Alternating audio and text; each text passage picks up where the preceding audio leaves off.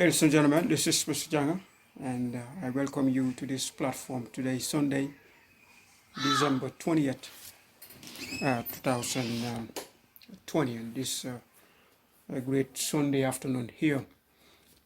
I am back here and I present to you this new episode, which is an educational program just to help the students who are either in high school or, for that matter, those who are in the early times in college. But today I have been very selective to the topic I decided to talk about this afternoon here. And for those folks who followed my programs previously, probably enjoyed part of the program. And that topic is on the General Certificate Examination. Why talking about these exams here, which was in place over 20 years ago? Well, number one, it is always good to revisit history to enlighten the youngsters who did not witness that moment, be able to have an idea of what the past was like. That's very important. Number two, or secondly here, it can help as we work on giving shape to the future. And that is why I decided to focus on this topic today, which is the General Certificate Examination. Well, first of all, what was this exam about, or what was it? Well, actually, it was an exam that was formulated by what is known as the WAEC, which is the West African Examination Council, which is an institution that was formulated or put together by the Anglophone countries within the Western region of Africa. They are the one who came up with that institution, and if I am right, I believe the headquarters is located, or was located, or still located in Ghana, if I am not mistaken. Well, it was that institution that put together that exams, and it was the standard now for most of, or pretty much all the nations that were part of this institution here, or part of the West African region. Well, it was an exam that was taken after the student spent 5 years in high school. It was one single exam that the student must pass to be certified in high school. And it was a pretty intense exam, because you leave elementary school or primary school and go to high school, spend from 1, from 2 through from 5, and take this exam. So unquestionably now you can realize that it was a very intense exam, because it was one single exam that was put together now after a period of 5 years. How were this exam, or how were these students prepared for the exam? During these times, of course, the one that I sat to, which was in 1993, was way before the grade 12 system was introduced back then in the Gambia. And there were various ways or various methodologies which these high school administrations were preparing the students for the single exam. And first of all was, it went back to the elementary school level. The Department of Education was committed to ensure that students who enroll in any of the high schools back then must pass what was referred to as the Common Entrance Examination. And this was a general exam that was based on maths, English, verbal aptitude, and what was referred to as quantitative, and also comprehensive writing. And the students who pretty much sat to this exam and met the passing requirements were successfully enrolled in any of these high schools back in the Gambia. Why was this exam very, very essential? Well, I mean, it was for the reason that the high schools in those moments were very limited. Back then in the Gambia, there were only 8 high schools in the entire nation. And I will try to name some of those exams. I mean, some of those high schools, rather. The one I attended was the Muslim High School, which was located on Dobson Street. And there was Gambia High School. There was St. Augustine's High School, which was just a boys' high school, and there was St. Joseph's, which was just the girls' high school. There was Nusrat. Gambia High, St. Augustine, St. Joseph's, and Muslim were all located in Banjul, which is the city of the Gambia. And Nusrat High School was pretty much located in Serekunda. There was Armitage, which was located in Makati, in the Georgetown area. And later, there was one built by the Ahmadiyya, I believe, institution or organization in the area of Pase. These were the major high schools during those moments. And enrolling in any of these high schools, the student must pass the common entrance examination and enroll to these institutions. Well, I'm going to take a very short break here, and we'll be back, or I'll be back again today, Sunday, December 20th, 2020. And I welcome you back to this platform. It is with honor and exuberance that I am back here to enlighten the students and find ways to inspire them. I'll be back shortly after this break. Okay, welcome back to this platform here, back from the break. Well, that was the standard here. The common entrance was pretty much the exam that most of the students from the elementary schools have to pass to get enrollment in any of the 8 high schools that I just mentioned. And like I said, it was based on English, mathematics, verbal aptitude, quantitative, and comprehensive writing.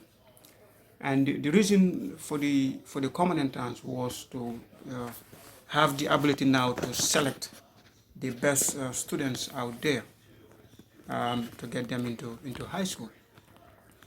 Well, the early part of high school, or in other words now, the first 2 years heading to the third year in high school, the subjects were pretty much generic subjects. And whether you are a student who developed a passion for arts or commerce or science, you pretty much now carry on with the same subjects. And these were subjects like English, mathematics, literature, general studies, Islamic studies, and there was also oral English, which was introduced, I know, in Muslim high school, which was a way of helping the students now improve or sharpen their oratorical abilities now. And once you get to high school, or once you get to your third year rather, this was the moment when the schools or the school begins to help the student now focus or specialize in one single area now. And the major 3 areas were commerce, there was arts, and there was science. And the commerce area was comprised of, or was for those students who develop a strong passion for either entrepreneurship, or students who are willing to work as accountant or maybe into management. Most of those students were in that category, and the subjects were pretty much maths, English, of course, commerce as a subject. There was business management, economics, statistics, and also accounting. That was the area of commerce, and this was my area of specialization. Someone who strongly developed a passion for entrepreneurship at a very young age. I focused in commerce. And for those students who were interested in becoming, let's say, lawyers or politicians, or people into journalism, used to focus in the arts area. And the classes were classes like history, literature, and that nature. And for science, there was courses like physics, chemistry, biology, and this were for most of the students who were interested in focusing in either the medical field or becoming a physicist or scientist, for that matter. That was the area of science. Well, during these moments, of course, technology was not like it is today, and the students pretty much relied on what the schools have to offer.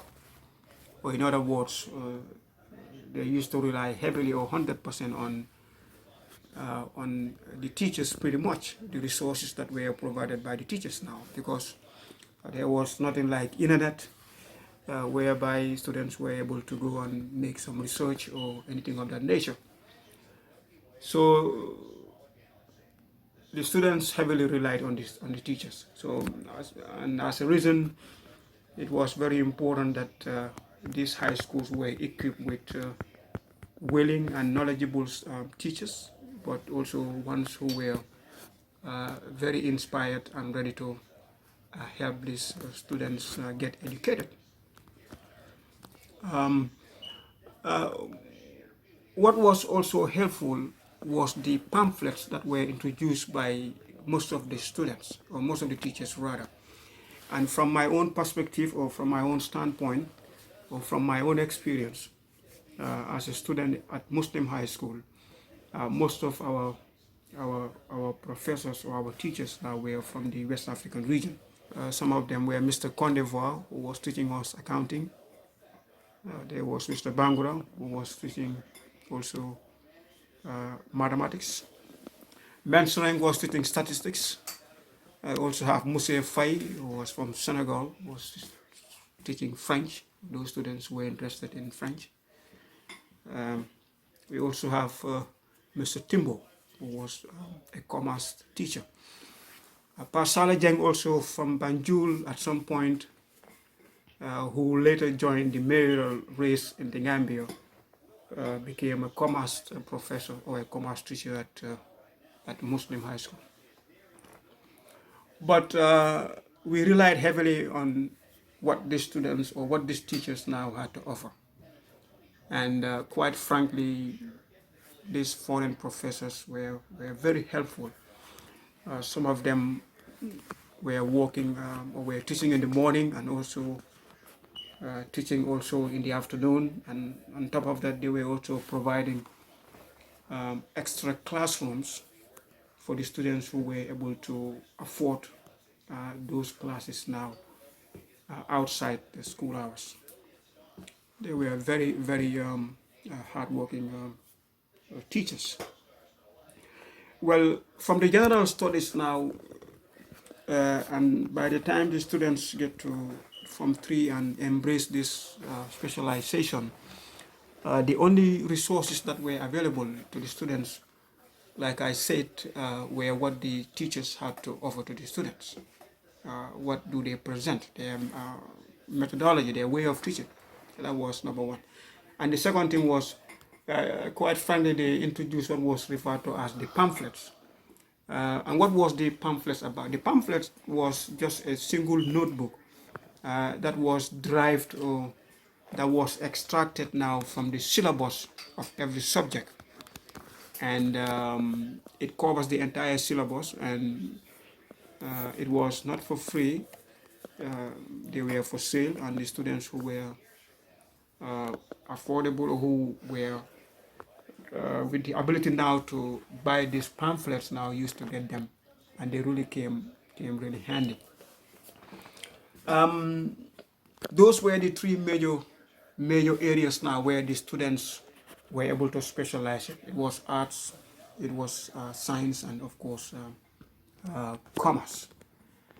And from Muslim High School, the year that we graduated in 1993, I know for most of my classmates or my folks who attended that institution can attest to this year.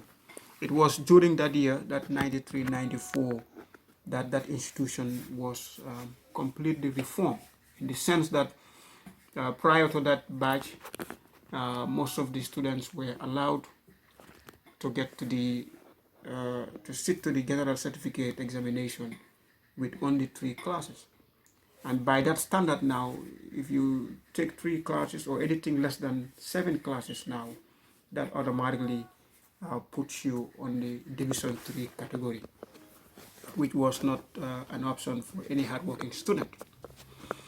To reform that, the institution came up with a very productive and quite fascinating strategy, and they came up with what was referred to as the selective exam. And what was the selective exam about?